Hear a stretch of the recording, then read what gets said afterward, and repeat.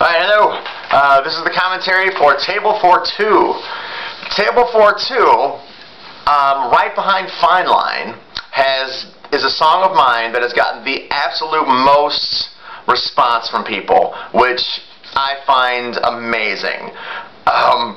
It's just a goofy song that it's just so strange to me that people really, I mean, before I did Fine Line, Table for Two was like the only thing that I'd done that people knew by name and would say I really like that song, you know. And when I put Stolen Season out, it's the only song that really people, it's basically the one that most people talk about. So here's the story of Table for Two. That's the one reason I'm doing this, because people seem to remember this song of mine, so that means something, right?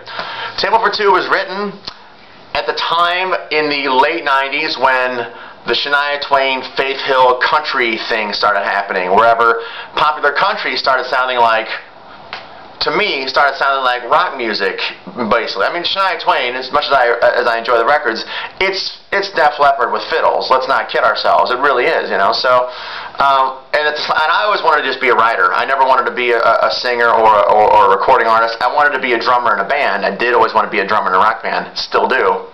Hint.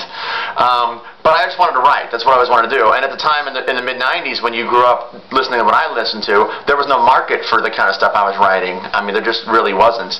So the country stuff started hitting, and I started thinking, like, I kind of like these songs. I think I might like country music, you know, not knowing at the time it's not really country music. It's Eddie Money songs done in the 90s with girls singing. That was maybe a bad example, but you get the point. So I went and saw Practical Magic.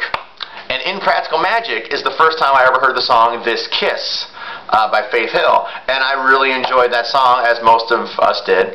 And I started thinking, I'm going to write country songs. I'm going to start writing songs like this. Because at the time I was a member of Taxi, and I was a member of, you know, I was doing everything that you're supposed to do. So that's where this song came from. I sat down with the guitar and I imagined that I had been tapped to write a song for the next Faith Hill record. That was the headspace.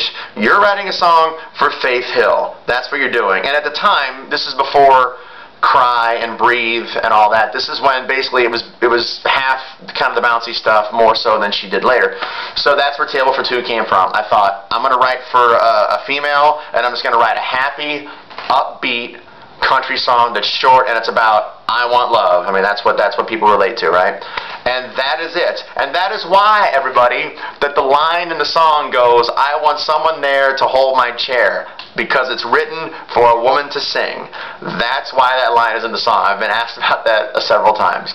And that's kind of it. I mean, it's just a little bouncy, to me, country song that people really seem to respond to. So I'm glad people enjoyed it. I'm glad people liked it.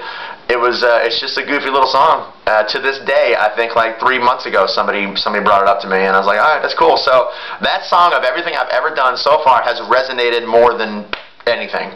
So there you go. There's the story of Table for Two. By the way, the hand claps on the recording are real. It was me and my dad and it was like 5 of us in a closet, all gathered around a microphone, just like that. And we did it like a dozen times, and then it was so goofy, but it was fun. Yeah, I guess that's it. So that's the story of my bouncy, goofy, happy little song, Table for Two. And I still want to get it covered, so if anybody knows Faith Hill, you know, that would be awesome. All right, thanks for listening. Take care. Bye.